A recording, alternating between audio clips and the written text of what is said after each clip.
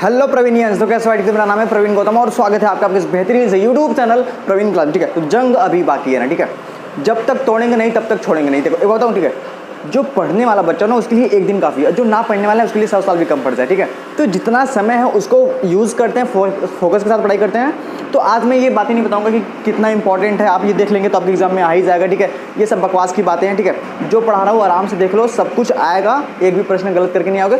बहुत सिंपल तरीके से, बहुत सिंपल माइंड से बता रहा हूँ, आराम से बातें समझ लो। ठीक है बच्चा, देखो सबसे पहले हम बातें करते हैं कि मैं क्या क्या बताने वाला हूँ, फटाफट से उसकी बात। देखो अब इंग्लिश की बारी 15 मार्क्स की तैयारी बात है, 15 मार्क्स की, तो थोड़ी सी वीडियो को जरूर देखना। ठीक है, बातें करते हैं। देखो और इंग्लिश का पेपर, सबसे पहले बात करते हैं कि इंग्लिश का जो पेपर है उसका फॉर्मेट क्या है, तरीका क्या है, ताकि आपको जो माइंड है एकदम से क्लियर हो जाए। जो इंग्लिश का जो पेपर है आपको दो पार्ट में होगा, पार्ट ए और पार्ट बी। जो पार्ट ए है वहाँ से आपको 20 MCQ पूछे जाएंगे और 20 MCQ का जो आंसर उसको आपको OMR शीट पे भरने पड़ेंगे। ठीक है ना। अब ध्यान सुनो, जो 20 MCQ है उसमें कहाँ कहाँ से प्रश्न आएंगे। तो पहला प्रश्न आएगा अनसीन पैसेज से, बेसिक ग्रामर से, प्रोज से, पोएट्री से और सप्लीमेंट्री से। जो अनसीन पैसेज है वहाँ से आपसे 3 MCQ 3 मार्क्स के पूछे जाएंगे। अनसीन पैसेज MCQ वाला ये मैं करा चुका हूँ, अगर आपने वीडियो नहीं देखा है तो जाके देख लो, आपका फायदा हो जाएगा। ठीक है ना, एक को देख लोगे तब वो फायदा हो जाएगा। बेसिक ग्रामर, यहाँ से 5 प्रश्न आते हैं, वो भी 5 मार्क्स के, सबके सब बहुविकल्पी होंगे, है ना। प्रोज की बातें करते हैं, प्रोज से भी आपसे, है ना, ठीक है, 5 MCQ पूछे जाते हैं, 2 MCQ पूछे जाते हैं पैराग्राफ देके और 3 MCQ वैसे ही पूछ लिए जाते हैं, है ना। जो पोएट्री है वहाँ से आपको एक पोएम देगा और आपसे 2 MCQ पूछेगा, यानी कि 2 मार्क्स के। ध्यान सुनो, ठीक है, प्रोज में और पोएट्री में पाठ के नाम और लेखक का नाम जरूर से याद करके जाना। हाँ, बातें करते हैं। सप्लीमेंट्री, ठीक है, देखो यहाँ से, ठीक है ना, यहाँ से आपसे 5 MCQ पूछे जाएंगे जो कि बहुत ही बेसिक होंगे, बहुत ही नॉर्मल है। जैसे पूछ लिया जाएगा, ठीक है ना, कि भोली के हस्बैंड का नाम क्या था। ठीक है, विशाम्बरनाथ, है ना, ऐसे करके बहुत आसान सा। ठीक है, देखो तो मैं किस पे बातें करने वाला हूँ। अनसीन पैसेज मैं करा चुका हूँ, है ना, इसका वीडियो आप लोग जरूर देख लेंगे। प्रोज, पोएट्री और सप्लीमेंट्री, इसके MCQ मैं तो कहता हूँ कि एकदम तुम रट डालो। ठीक है ना। अब सुनो, जो बेसिक ग्रामर है बच्चा इसमें फंसता है ना। तो आज की क्लास में हम 5 मार्क्स इसकी बातें करने वाले हैं। और देखो जो पार्ट बी है, पार्ट बी की बातें कर लेते हैं। पार्ट बी में क्या होगा, इसमें आपको 4 सेक्शन मिलेंगे। सेक्शन ए मतलब ABCD कुछ नहीं लिखा होगा, सिर्फ लिखा होगा रीडिंग, राइटिंग, ग्रामर और लिटरेचर। रीडिंग में क्या आएगा, आपको अनसीन पैसेज आएंगे 7 मार्क्स के। यहाँ पे MCQ नहीं, यहाँ पे लिखना पड़ेगा, है ना। तो अनसीन पैसेज डिस्क्रिप्टिव वाला ये भी मैं करवा ही चुका हूँ, अगर आपने वीडियो को नहीं देखा जाके देख लो, फायदा हो जाएगा। ठीक है, सुनो, देखो इसकी बातें मैं करवा चुका हूँ। राइटिंग में क्या आएगा आपको मैंने बताया है, एप्लीकेशन और ऐसे, है ना। यहाँ से कितने नंबर का था बच्चा, 10 मार्क्स का आता है, ये आप पढ़ लेंगे अपने से, है ना। ग्रामर यानी ये बड़ा इंपॉर्टेंट है। ठीक है, देखो जहाँ पे आपको प्रॉब्लम होगी, जहाँ पे आप फंसोगे, मैं वहीं पे काम करूँगा, है ना, ताकि मार्क्स हम पूरे के पूरे ले पाएँ। ध्यान समझो, देखो जो ग्रामर है यहाँ से आपको 4 प्रश्न पूछे जाते हैं। ठीक है, ABCD करके, और ये शायद चौथा प्रश्न भी होता है आपके इंग्लिश के पेपर का, है ना। NPP यानी कि नरेशन, पेसिव वॉइस और पंक्चुएशन। ठीक है, 2 मार्क्स 2 मार्क्स और 2 मार्क्स, यानी 6 मार्क्स यहाँ पे हो गए। और D वाला जो रहेगा वो हिंदी से इंग्लिश में ट्रांसलेशन, मतलब आपको एक 4 लाइन का पैराग्राफ दिया जाएगा, 4 लाइन का होगा और वो भी 4 मार्क्स का होगा ना। उसको आपको इंग्लिश में ट्रांसलेट करना पड़ेगा, मतलब कि 2, 4, 6 और 4 ये 10 नंबर। ठीक है, तो आज मैं क्या क्या बातें करने वाला हूँ आपको थोड़ी बात। ठीक है, आज मैं क्या क्या बातें करने वाला हूँ ग्रामर पे, इस पे, है ना। ठीक है, इस पे 10 नंबर यहाँ पे और 5 नंबर यहाँ पे। ठीक है, यहीं पे मैं काम करना, लेकिन टोटल 15 मार्क्स की आज हम बातें करने वाले हैं। फटाफट से सब कुछ बताऊंगा, बहुत आसान तरीके से, जैसे पढ़ाऊंगा वैसे ही पढ़ना है, सब कुछ एग्जाम में करके आओगे, एक को गलत नहीं होगा। ठीक है ना, बातें करते हैं। अब देखो जो लिटरेचर का मतलब होता है किताब से। ठीक है, वहाँ से आपको क्वेश्चन आंसर पूछे जाएंगे, आपको सेंट्रल आइडिया पूछा जाएगा, जिसको आपको खुद से पढ़ना पड़ेगा। ठीक है, थोड़ी सी पढ़ लेना, काम हो जाएगा ना। जहाँ पे आपके मार्क्स कटने के चांसेस हैं, अभी आप नरेशन में गलती करोगे, थोड़ा सा गलती, मार्क्स कट जाएंगे। ठीक है ना, आप इसमें ग्रामर में थोड़ी सी गलती करोगे, मार्क्स कट जाएंगे। तो जहाँ पे मार्क्स कटने के चांसेस है, मैं उस पर काम करता हूँ। बाकी चीज़ें आप खुद से याद करके पढ़ के थोड़ा बहुत लिख दो कि काम हो जाएगा। ठीक है, बातें करते हैं। सबसे पहले हम बात करेंगे 5 MCQ पे, यानी कि 5 मार्क्स पे। ठीक है, देखो ध्यान से। ठीक है, सबसे पहले बात करते हैं कि वो 5 मार्क्स, वो 5 जो क्वेश्चन वो कैसे कैसे कहाँ से आने वाले। ठीक है, देखो जो 20 MCQ में से जो चौथा, 5वां, 6वां, जो 7वां और 8वां जो प्रश्न होंगे, है ना, वे बेसिक ग्रामर को यानी 5 मार्क्स से होंगे। जो चौथा प्रश्न होगा वो होगा correct form of the verb, यानी कि आपसे या तो हेल्पिंग वर्ब भरने के लिए कहेगा या तो मेन वर्ब भरने के लिए कहेगा। इसकी बात करते हैं। ठीक है, जो प्रश्न 5वां रहेगा वो आपसे कहेगा OWS, यानी कि वन वर्ड सब्स्टिट्यूशन, मतलब कि वो आपको एक बात कहेगा, जैसे कहा कि a man who does not know read and right, मतलब कि एक आदमी जो पढ़ना और लिखना नहीं जानता उसे कहते हैं, क्या कहते हैं बच्चा, इलिटरेट, यानी कि निरक्षर, यानी कि पढ़ा लिखा नहीं है ना। रीऑर्डरिंग आपको पता है, ठीक है, एक अजीब सा उल्टा पुल्टा सेंटेंस देगा, आपको उसको सही क्रम में लिखना पड़ेगा, यानी कि सबसे पहले subject, helping verb, main verb, object, other word, correctly spelled. जो 7वां प्रश्न होगा वो करेक्टली स्पेल्ड का होगा या तो मिस स्पेल्ड का होगा। करेक्टली स्पेल्ड जब कहेगा मतलब कि 3 ठो गलत होगा, 1 का सही होगा, और जब मिस स्पेल्ड कहेगा इसका मतलब ये है कि हमें मिस स्पेल्ड ही पहचानना है ना, 3 ठो सही होगा और 1 को गलत होगा, वो पहचानना, ठीक है। 8वां प्रश्न कौन सा होगा, प्रीपोजिशन भरने के लिए हमें दिया होगा, ठीक है। तो चलिए फटाफट से बातें करते, देखो एक एक प्रश्न के मैं करीब 5 से 6 क्वेश्चन कराऊंगा, तो गलत कहाँ से होगा, है ना, बातें करते हैं। तो सबसे पहले चौथा प्रश्न, correct form of the verb की बातें करते हैं। देखो पहला कह रहा है कि सी हैज टू द पार्टी, है ना, गो भरा जाएगा कि वेंट की गॉन की गोइंग, जब भी हैज आता है क्या बढ़ते बच्चा, थर्ड फॉर्म यानी कि गॉन, है ना, बातें करते। दूसरा I there with my parents, अब हम इसमें भरना, ठीक है, I will be there with my parents, I went भर सकते हैं कि हैड गॉन क्या भरना चाहिए, ठीक है। अच्छा यहाँ पे ऑप्शन में क्या दिया है, ए बी और सी, ठीक है, all A B C are correct है, ठीक है। जब भी ऐसे ऑप्शन में दिया होता है आप थोड़ी सी रुक जाओ, थोड़ी ध्यान से देख लो क्या भरेंगे, है ना। अगर हम आई विल गो करते हैं तो ये क्या हो जाएगा, प्रेजेंट फ्यूचर इंडेफिनिट हो जाएगा। अगर हम आई के साथ वेंट करते हैं तो ये पास्ट इंडेफिनिट हो जाएगा। अगर हम आई हैड गॉन करते हैं तो ये क्या हो जाएगा, ये पास्ट परफेक्ट। तो सब तो सही लग रहा है, यानी कि इसका क्या हो जाएगा, डी वाला ऑप्शन बिल्कुल सही हो जाएगा। बात करें तीसरा, I will come home when I, ध्यान रखो जब भी व्हेन वाला सेंटेंस आता हो, है ना, याद रखना, ठीक है। यहाँ पे विल, यहाँ पे क्या है, फ्यूचर इंडेफिनिट है, तो यहाँ पे हमेशा हमेशा प्रेजेंट इंडेफिनिट होगा। और आई के साथ प्रेजेंट एंड डेफिनेट में क्या लग जाएगा बच्चा, फिनिश लग जाएगा ना, फिनिश्ड गलत हो जाएगा, ये गलत हो जाएगा, ये बिल्कुल गलत हो जाएगा, ठीक है। बात करते आगे, कह रहे कि the earth around the sun, अब ध्यान से, बहुत ध्यान, ठीक है। The earth around the sun, revolve का मतलब होता है घूमती है, यानी जो पृथ्वी है वो सूर्य के चारों तरफ क्या करती है बच्चा, घूमती है। अब ध्यान से देखो यहाँ पे हेल्पिंग वर्ब नहीं दिया है ना, अगर हेल्पिंग वर्ब नहीं दिया है तो या तो प्रेजेंट एंड डेफिनिट होगा या तो पास्ट एंड डेफिनिट होगा। अगर प्रेजेंट एंड डेफिनिट होगा तो उसमें हम यस या यस लगाएंगे, अगर पास्ट एंड डेफिनिट होगा तो उसमें हम ईडी यानी कि सेकंड फॉर्म लगाएंगे। सुनो ध्यान से, अब कह रहा है कि पृथ्वी जो है वो सूर्य के चारों तरफ घूमती है, तो ये क्या लग रहा है, प्रेजेंट एंड डेफिनिट। जब भी कोई तथ्य हो, जब भी कोई फैक्ट हो, यानी सदा सत्य वाली बात हो, हम हमेशा हमेशा उसको प्रेजेंट एंड डेफिनिट मानते हैं, और यस या यस वाला क्या हो जाएगा, सही हो जाएगा, ये वाला बिल्कुल गलत हो जाएगा, ठीक है। बातें करते हैं, आई, ठीक है। अब देखो यहाँ पे क्या है, मेन वर्ब भरना है, तो आई गिव, अब सुनो, I give, I gave, given, given तो भरेगा ही नहीं, ठीक है, ये दोनों गलत ऑप्शन है ना। सुनो, आई हिम, अब सुनो, I gave him a cycle on his birthday, मैंने उसे क्या है, उसके बर्थडे पे साइकिल दिया। आई गिव हिम, अच्छा मैं उसे बर्थडे पे साइकिल देता हूँ, ये तो अजीब बात हो जाएगी, है ना। तो यानी कि इसका जो सही ऑप्शन हो जाएगा वो जाएगा गेव वाला हो जाएगा, ये वाला क्या हो जाएगा, बिल्कुल गलत हो जाएगा। बातें करते हैं आगे, ही वेंट, ठीक है, he wants to trekking in the Himalaya, trekking का मतलब होता है कि हिमालय पे जो मतलब जो पहाड़ों वहाड़ों पे चढ़ते हैं, यानी पहाड़ों के रास्ते से जो के गुजरते हैं, ठीक है, उसको कहते हैं ट्रेकिंग, ठीक है, ट्रेकिंग, है ना।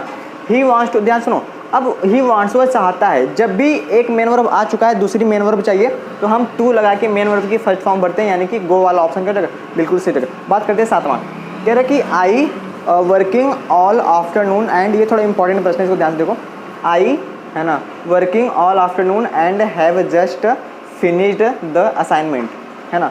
अब I have been working all afternoon, ये कह रहा है कि, ध्यान सुनो, पहली बात तो इसको बहुत ध्यान से देखना, ठीक है। देखो यहाँ पे क्या लिखा है, यहाँ पे हैव आया, क्या है, हैव आया है, ये कह रहा है अगर हम इसमें क्या भरें, देखो ध्यान से, अगर हम इसमें एम भरे, क्या भरे, एम, है ना, कोई सोचेगा सर एम के साथ आईएनजी फॉर्म लगता है, हो जाएगा, है ना, पर यहाँ पे क्या लिखा है, अगर हम इसको ध्यान से पढ़ें, कह रहा है कि आई एम वर्किंग, अगर हम एम भरें तो क्या हो जाएगा, I am working all afternoon, कि मैं क्या है पूरे दोपहर भर काम करता रहा, एंड और क्या हुआ, have just finish the assignment, और मैंने क्या कर लिया, असाइनमेंट यानी जो काम था उसको पूरा कर लिया, है ना। अब सुनो, एम इसलिए नहीं भर सकते क्योंकि प्रेजेंट कॉन्टिन्यूस में क्या होता है, कोई काम पूरा नहीं हुआ होता है, भाई काम तो लगातार चल रहा होता है ना। और देखो एम तो भर ही नहीं सकते, और सेल भी तो बिल्कुल नहीं भरेंगे, है ना।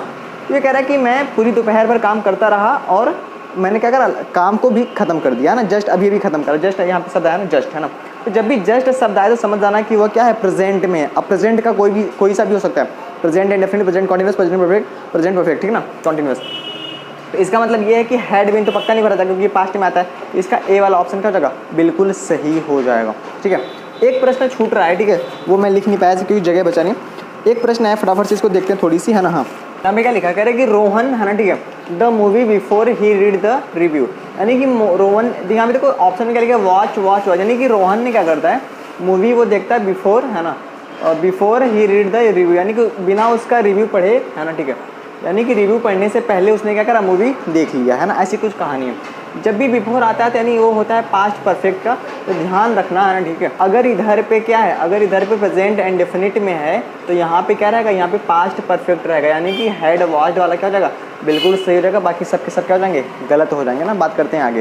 देखो यहाँ पे क्या लिखा है, कह रहा है कि if you do not any work you are, कह रहा है कि अगर तुम कोई काम नहीं करते तो तुम हो, तुम क्या हो बच्चा, लेजी हो, ठीक है ना। देखो लेबोरियस का मतलब होता है मेहनती, एक्टिव का मतलब फुर्तीला, और ऑल ऑफ दिस तो हो ही नहीं सकता है ना। बातें करें दूसरा, if you can not read and write you are, अगर तुम लिख नहीं सकते और पढ़ नहीं सकते, ठीक है, अगर तुम पढ़ नहीं सकते और लिख नहीं सकते तुम क्या हो बच्चा, तुम हो इलिटरेट। इलिटरेट मतलब निरक्षर, मतलब कि जो पढ़ा लिखा ना हो। अगर वो कह दे यहाँ पे अगर नॉट ना हो है ना, वो कह दे if you can read and write, अगर तुम पढ़ सकते हो लिख सकते हो तुम क्या हो, लिटरेट हो, यानी कि पढ़ा लिखा। बातें करते हैं, if you write a book you are, अगर तुम एक किताब लिखते हो तो तुम क्या हो, तुम एक ऑथर हो। ऑथर मतलब होता है राइटर, है ना। अगर तुम गाना गाते हो तो तुम क्या हो, सिंगर हो। अगर तुम नाचते हो तो क्या हो, डांसर हो, ठीक है। यही सब हमको पढ़ना है ना।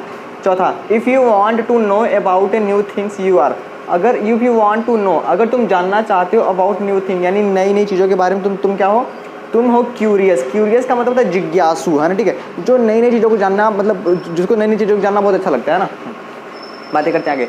A person who does not believe in the existence of God, एक इंसान है जो भगवान में भरोसा नहीं रखता, यानी जो भगवान में विश्वास नहीं करता, वो कौन है, उसको हम लोग कहते हैं एथिस्ट। एथिस्ट का मतलब होता है नास्तिक, है ना, और थीस्ट का मतलब होता है आस्तिक। मतलब कि एक इंसान जो भगवान में भरोसा रखता है उसे हम लोग कहेंगे थीस्ट। अगर ए लग जाए तो मतलब कि वो नास्तिक है ना, एथिस्ट है मतलब नास्तिक, है ना, ठीक है। बातें करते हैं आगे। बात करते हैं रीऑर्डरिंग वाला, ठीक है ना। देखो जो मैं प्रश्न लेके आया हूँ ये बहुत ज़्यादा इंपॉर्टेंट है। मैंने बहुत ज़्यादा जांच पड़ताल की, question paper, model paper, previous paper सबको मिला के प्रश्न लाए, ठीक है ना। थोड़ी सी देख लेना, फ़ायदा हो जाएगा। बातें करते हैं। देखो रीऑर्डरिंग वाला है ना, इसमें थोड़ी सी आपको कन्फ्यूजन होगा, थोड़ी समझने का प्रयास करते, देखो कैसे करते हैं ना। सबसे पहले हमें इसमें क्या करना पड़ता है, सबसे पहले हमें सब्जेक्ट पहचानना पड़ेगा, है ना।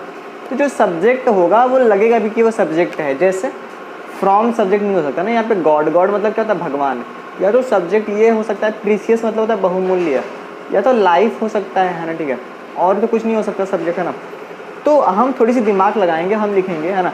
ये देखो ये आपके ऑप्शन वाले रहेंगे ना। अब मैं ऑप्शन लिखा नहीं, मैं आपको डायरेक्ट करना सिखा देता हूँ, ठीक है। ऑप्शन में रहेगा तो आप कर ही लेंगे, पक्का है। बातें करते हैं। देखो तो हम इसको कैसे लिखेंगे, है ना। इसको हम कैसे लिख सकते हैं, ऐसे, है ना, कि लाइफ। अब देखो लाइफ लिख दिया, इसको काट दो, है ना।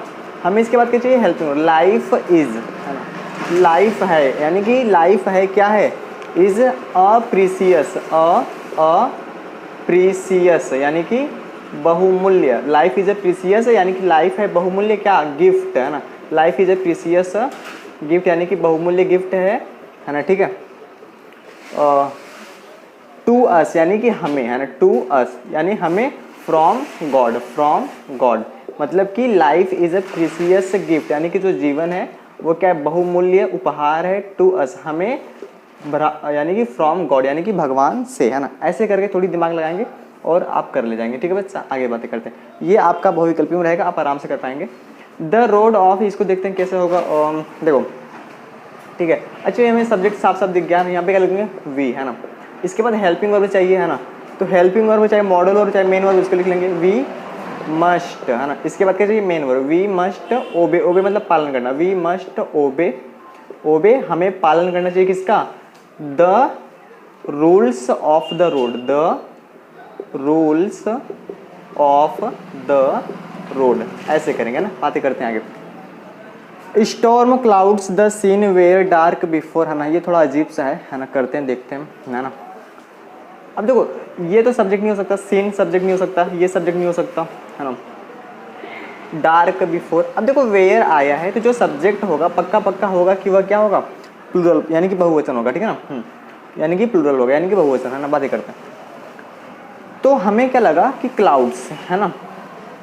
तो अगर हम इसको लिखें ऐसे, द, है ना, ठीक है, the storm clouds, the storm cloud, storm मतलब होता है तूफान, द स्टॉर्म क्लाउड्स यानी कि जो तूफान वाले बादल है ना।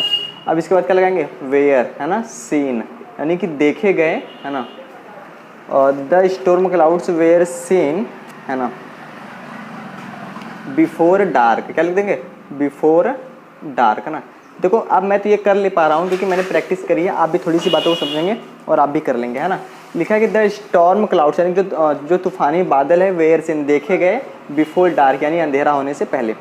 बात करते हैं ये वाला स्टडीज ही इज, अब देखो ही लिखेंगे सबसे पहले क्या लिखेंगे, ही इज, है ना, ही इज, है ना, यहाँ पे एक सेंटेंस एक वाक्य मैंने छोड़ा है, यहाँ पे गुड रहेगा ना, ठीक है, ही इज गुड, क्या हो जाएगा, ही इज गुड, है ना, ही इज गुड, एक और छोड़ा है, ठीक है ना, सॉरी, है ना, सॉरी ऐसे रहेगा। तो ये क्या हो जाएगा, स्टडीज ही इज, है ना, तो ये हो जाएगा he is good in both, है ना, in both, he is good in both. फिर क्या लिखेंगे, studies and games, studies and games, ठीक है। या तो आपके एग्जाम में इससे आसान आएगा या तो सेम यही आएगा, ठीक है। बातें करते हैं, he is good in both studies and games. The teacher is a favourite of all Ramesh. पहले देखो हेल्पिंग वर्ब पे क्या इज आया है, तो इज है तो पक्का है कि भाई रमेश के साथ हम इज लगा सकते हैं ना, तो हम क्या लिखेंगे यहाँ से, है ना, कि इसको यहीं पे करते हैं ना, रमेश, है ना, ठीक है, रमेश इज, है ना। अब रमेश है ना, रमेश क्या है, रमेश इज अ फेवराइट, है ना, फेवराइट, रमेश क्या है, फेवराइट है ना, of all the teachers, of all the teachers, यानी कि सभी टीचरों का जो प्रिय है, जो सभी टीचरों का जो प्रिय है वो कौन है, रमेश है। Ramesh is a favourite of all the teachers, है ना, ऐसे करेंगे। अच्छा बातें करते छठा वाला, travelling my and are mother found of. Found of का मतलब शौकीन, है ना। अब देखो माई आया है ना, इसका मतलब ये क्या है, पॉजेसिव केस में है, तो जो माई है वो किसी न किसी के साथ में आएगा, तो हम क्या लिखेंगे सबसे पहले, माई।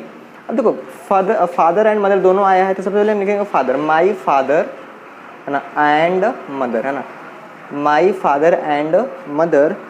इसके बाद क्या चाहिए, हेल्पिंग वर्ब, है ना, माई फादर एंड, ये पूरा का पूरा सब्जेक्ट हो गया, तो हेल्पिंग वर्ब क्या लग जाएगा, आर। देखो जो हो चुका है उसको पहले काट देना, आराम से करना, सिंपल माइंड से आ जाएगा ना। My father and mother are fond of, यानी शौकीन है ना। फॉन्ड ऑफ किस बात के शौकीन है, ट्रैवलिंग करने के, यानी कि यात्रा करने का, ठीक है, ट्रैवलिंग, है ना। तो my father and mother are fond of travelling, ठीक है। क्योंकि ये तो आपको बहुविकल्पी में मिलेगा तो आप पक्का कर ले जाएंगे ना, गलत नहीं होगा। बातें करते हैं, यूथ फैमिली प्रेफर 2 days। देखो जब भी ऐसी सिचुएशन देखना ध्यान से, ठीक है ना, 2 days इसमें लगा ऐसे, यानी कि आज का क्या, आज का यूथ है, यानी आज का युवा, है ना। तो हम सबसे पहले कैसे लिखेंगे, ऐसे 2 days यूथ, है ना, ठीक है। आज का युवा क्या है, आज का जो युवा है वो प्रेफर करता है ना, ठीक है। किस बात को प्रेफर करता है, प्रेफर मतलब पसंद करता है, किस बात को पसंद करता है, न्यूक्लियर फैमिली, न्यूक्लियर फैमिली। इसका मतलब होता है कि छोटा परिवार, है ना। आज का जो युवा है वह छोटा परिवार पसंद करता है ना। तो 2 days youth prefer nuclear family. आगे बात करते हैं, 8वां, loves my to share twice brother his, है ना। अब सुनो ध्यान से, बहुत ध्यान से, यहाँ पे क्या है, माई, है ना। तो मैंने कहा ना पॉजेसिव केस जो होता है वह, ठीक है, वह अकेला नहीं रहता, हम क्या लिखेंगे, माई, और क्या हो जाएगा यहाँ पे, ब्रदर, है ना, माई ब्रदर, है ना। अब हेल्पिंग वर्ब क्या है, हेल्पिंग वर्ब तो ये नहीं है, तो मेन वर्ब हम देखेंगे ये क्या हो जाएगा, लव्स, यानी कि present indefinite. My brother loves क्या पसंद करता है, टू शेयर, यानी कि शेयर करना, यानी कि साझा करना, क्या, हिज टॉयज, यानी कि अपने खिलौने। जो मेरा भाई है वह खिलौने, ठीक है, बांटना दूसरों के साथ पसंद करता है, ऐसे करेंगे, ठीक है। तो अब बात करते हैं थोड़ी सी आगे, ओके जी, ओके। चलिए बात करते हैं करेक्टली स्पेल्ड या मिस स्पेल्ड वाला ना। देखो जब भी करेक्टली स्पेल्ड कहेगा मतलब कि हमें करेक्ट वाला ही पहचानना है ना, बाकी 3 ठो गलत होगा। जब मिस स्पेल्ड कहेगा मतलब कि जो मिस स्पेल्ड है, यानी कि जिसकी स्पेलिंग गलत है वो पहचानना है, 3 ठो सही होगा ना। बातें करते हैं, देखो पहला क्या लिखा है, which of the following words is miss spelled, इनमें से हमें बताओ, ठीक है। पहले इसकी बातें करेंगे फिर इसकी बातें करेंगे, है ना, ठीक है। मैंने एक साथ लिखा ताकि आपका समय कम से कम लूँ, है ना, कि इसमें से कौन सा क्या मिस स्पेल्ड है ना। देखो रिसीव रिसीव रिसीव, ऐसा लग रहा है सबका सब सही है ना। देखो जब भी आप पढ़ो रिसीव, है ना, तो जब भी सी का साउंड है, किसका साउंड है, सी, है ना, तो सी के बाद हमेशा ई आई वाला सही होगा ना। तो ई आई वाला कौन सा है, ए वाला, है ना। ए वाला क्या हो जाएगा, बिल्कुल सही हो जाएगा ना। अगर सी का, जैसे मैंने कहा कि बिलीव, क्या कहा, बिलीव, है ना। अब सी का साउंड नहीं है ना। अगर सी का साउंड, देखो अगर सी का साउंड रहेगा तो सी के बाद ई आई रहेगा, अगर सी का साउंड नहीं रहेगा तो आई ई रहेगा। जैसे मैंने कहा बिलीव, क्या कहा मैंने, बिलीव कहा। जैसे मैंने कहा अचीव, है ना, तो देखो यहाँ पे क्या आई ई है, लेकिन वहाँ पे क्या है, ई आई, है ना। रिसीव, कंसीव, परसीव, है ना, तो सी के बाद ई आई, है ना। बातें करते हैं आगे। इसमें से कौन सा हमें गलत है ये पहचानना है ना, ठीक है। अबेंडेंस, अटेंडेंस, एक्सेप्टेंस और एक्वेंटेंस, है ना। देखो अबेंडेंस का मतलब होता है प्रचुरता, रिसीव मतलब होता है प्राप्त करना, है ना। प्रचुरता या कोई चीज़ बहुत ज़्यादा मात्रा में, अटेंडेंस मतलब उपस्थिति होता है, एक्सेप्टेंस मतलब स्वीकार, किसी चीज़ को स्वीकार करना, एक्वेंटेंस मतलब होता है जान पहचान, है ना। इसमें से कौन सा गलत है, ध्यान से देखो, है ना। इसमें क्या आया है, डांस, मतलब कि ANCE, ANCE, ANCE, इसमें नहीं आया, है ना। यही क्या है, मिस स्पेल्ड है। यहाँ पे क्या होना चाहिए था, यहाँ पे A होना चाहिए था, है ना, ठीक है। इसका मतलब कि यही मिस स्पेल्ड है ना। याद रखना, अटेंडेंस नहीं अटेंडांस होता है, एक्सेप्टेंस होता है, एक्सेप्टेंस होता है, ठीक है, एक्सेप्टेंस होता है और एक्वेंटेंस होता है ना। बातें करते हैं आगे, देखो, है ना। Which of the following words is correctly spelled, अब हमें करेक्ट पहचानना है ना। देखो नॉलेज, नॉलेज, सर्वेंट और नॉन ऑफ दिस, है ना। नॉलेज में क्या होता है, ए नहीं होता है ना, ये बिल्कुल गलत है। KNOWLED तो पक्का होता है, GE ये क्या हो जाएगा, बिल्कुल सही हो जाएगा। याद रखना सर्वेंट, सर्वेंट का मतलब होता है नौकर, है ना। अब नौकर में क्या होता है कि एक को ए आता है और एक को ई आता है, सही बात है। एक को ए और एक को यहाँ पे क्या दोनों बार ई होती है, क्या हो जाएगा, बिल्कुल गलत हो जाएगा, है ना। तो सर्वेंट का स्पेलिंग कैसे होता है, पहले आता है SER, फिर होता है सर्वांट यानी कि VANT, है ना। तो ऐसा रहेगा तब सही होगा। बातें करते हैं इसमें से कौन सा करेक्ट है, इसमें से वंडर, ब्लेंडर, ब्लेंडर समझते हो। इससे किसी ने कहा कि एप्पल माने क्या होता है और किसी ने कहते हैं हाथी, है ना। तो ये गलत नहीं, ये महा गलत है, समझ रहे हो। इसको कहते हैं ब्लेंडर जब महा गलत हो जाए, ठीक है। ब्लेंडर, थंडर, थंडर का मतलब होता है बिजली कड़कड़ाहट आवाज़, है। स्प्लेंडर का मतलब कोई चीज़ बहुत ज़्यादा सुंदर है, चमकीली है। वंडर मतलब आश्चर्यचकित, है ना। तो ध्यान से समझो, देखो वंडर में ई होता है, ए नहीं होता है, इसमें भी ई होता है और इसमें भी क्या होता है, ई होता है। मतलब कि जो थंडर वाला था वो पहले ही से सही था, है ना। आगे बढ़ते हैं, डेफिनेशन, अटेंडेंस। अब ध्यान सुनो, अटेंडेंस में क्या होना चाहिए था, ए। अच्छा हमें क्या, हमें तो करेक्ट पहचानना है, ये 3 ठो गलत होगा, है ना, पक्का 3 ठो गलत होगा। देखो डेफिनेशन का स्पेलिंग ये नहीं होता, डेफिनेशन का होता है DEFINI, डिफिनीशन होता है ना, FINITI, है ना। यहाँ पे क्या है, NA हो गया ना, इसलिए गलत हो जाएगा, ठीक है। अटेंडेंस नहीं, अटेंडांस होता है, तो ये भी गलत हो जाएगा। एक्सरसाइज, देखो ये गलत है ना, एक्सरसाइज कैसे लिखा जाता है, ऐसे एक्सर, यहाँ पे C आ गया ना, इसलिए गलत हो जाएगा, ठीक है। एक्सरसाइज, है ना। डिवीजन, ये क्या हो जाएगा, बिल्कुल करेक्ट स्पेलिंग है, ये हो जाएगा सही।